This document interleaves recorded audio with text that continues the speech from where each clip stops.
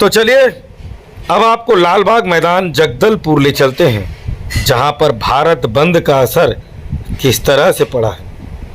देख लीजिए, इस लालबाग मैदान में लाल टोपी के साथ देख रहे हैं कि किस तरह से विहंगम दृश्य आपको नजर आएगा। किस तरह से बाबा साहब अम्बेडकर के सहारे लोग एसटी एससी के जो लोग हैं आज सड़क पर उतर कर अपनी मांगों को किस तरह से पूरी करते नजर आ रहे हैं। पूरे भारत बंद में जगदलपुर का ये शानदार नज़ारा जो आप देख रहे हैं, एक मत और एक सहारे के बीच में लोग यहाँ पर अपनी मांगों को लेकर यहाँ पर पहुँचे हुए हैं।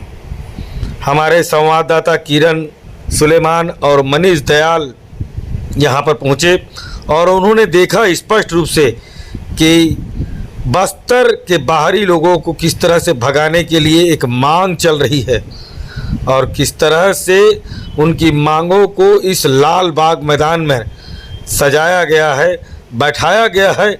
और एक मत का एक नज़रिया देखिए, स्पष्ट रूप से आप जगदलपुर का ये भारत बंद किस तरह से साफ नज़र आ रहा है।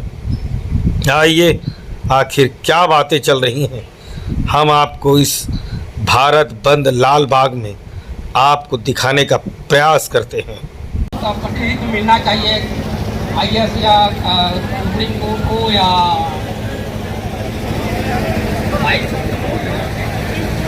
लेकिन आज तक हमारे जो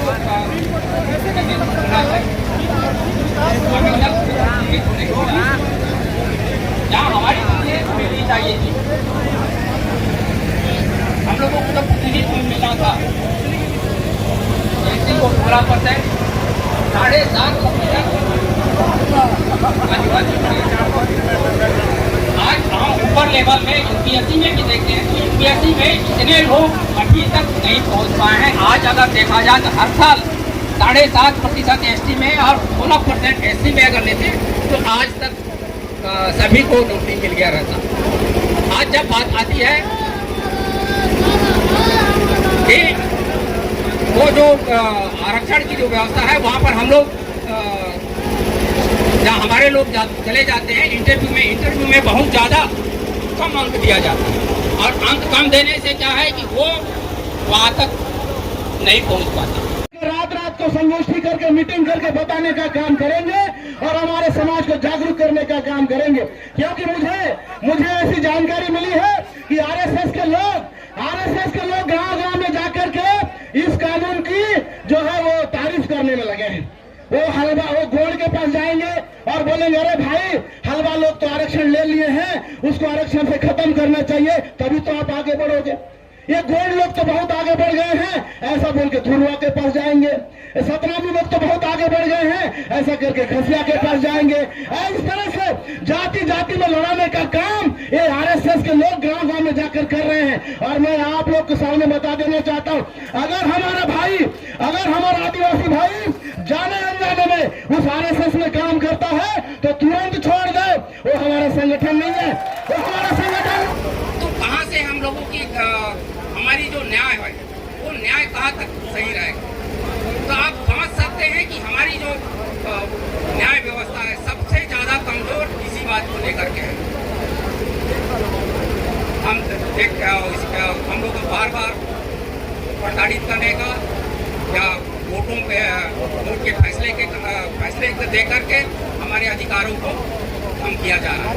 ये सरकार चाहे कोई भी सरकार है, चाहे एसटी कांग्रेस की सरकार है, चाहे बीजेपी की सरकार है, इन सरकारों के द्वारा एक रणनीति के तहत काम करने का एक योजना बनाया गया। तो भाइयों, हम लोगों को इस बात का ध्यान देना पड़ेगा। अगर हम लोग क्रिमिलेयर में आते हैं, आज हमारी क्रिमिलेयर कितना है 2.5 लाख, जिसकी 2.5 लाख से अधिक जिसकी आय है वो नौकरी नहीं कर पाएगा। साथ ही अब वही ओबीसी के लिए 8 लाख किया है और पीएसडब्ल्यू के लिए 12 लाख। तो 12 लाख करने से क्या है, उन लोगों के लिए अधिक कर दिया गया है। क्या हम लोग 2.5 लाख तक ही रहेगा? तो चपरासी है, चपरासी के बाद भी उसके घर में नौकरी नहीं लगेगा, वो उसका बच्चा चपरासी की चपरासी रह जाएगा। आज किसान भी है जिसके पास 5 एकड़ जमीन है, 5 एकड़ डबल फसल आता है, वो भी 2.5 लाख का उनका गिरवी आता है। तो ऐसा हम लोग वंचित करने का एक साजिश चलाया जा रहा है, जबकि ऑलरेडी पूरे राज्य में सरकार के द्वारा ऐसे पीवीटी के माध्यम से, पीवीटी हर राज्य चला रहा है पीवीटी के माध्यम से, तो अति पिछड़े जो जाति है हमारे छत्तीसगढ़ में 7 जनजाति है, जिसमें हमारे बस्तर से फुलवाड़िया भी आते हैं, हमारे भी आते हैं। तो ऐसे जनजाति अति पिछड़े वर्ग से आते हैं, इन जातियों को भी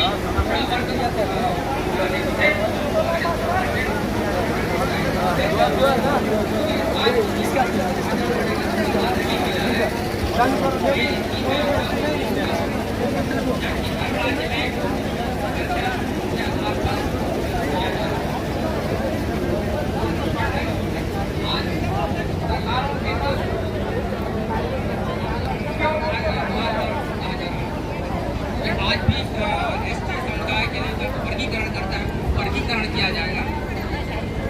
वर्गीकरण करने से हम लोग अलग अलग लोगों में बढ़ रहे हैं, आपस में मनमुटाव और लड़ाई झगड़ा हेलो हेलो हेलो आज हेलो हेलो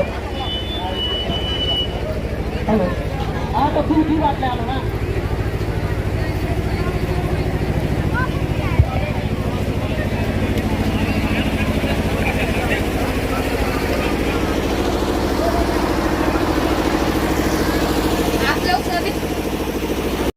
इन मांगों को लेकर के आज भारत बंद के साथ साथ बस्तर बंद का भी आयोजन था और काफ़ी सफल रहा और पूरा जो है शहर आज बंद था। और यहाँ हमारे लोगों को अपने वक्ताओं ने जागरूक किया है कि हमारे जनप्रतिनिधि अगर साथ नहीं देते हैं और सरकार हमारी बात को नहीं मानती है तो अगली बार हमारे जो ST/SC आरक्षण से विधायक सांसद बने हैं उनको इस्तीफा देने के लिए हम लोग मजबूर करेंगे, उनके घरों का घेराव करेंगे और उनको जो है हम लोग लानत भेजेंगे कि आपकी जिम्मेदारी थी, आप लोगों ने क्यों नहीं किया। तो अब हमारा जो है अगला टारगेट वो लोग रहेंगे जिन लोगों ने जिम्मेदारी लेकर के काम नहीं किए। आपका परिचय? मैं हेमंत कोयाम हूँ, पूर्व प्रदेश अध्यक्ष बहुजन समाज पार्टी और इधर पे सामाजिक पदाधिकारी भी हूँ, कोया समाज का भी संभागीय पदाधिकारी हूँ और इधर हम लोग सामाजिक रूप से लोगों के बीच में काम करते रहते हैं।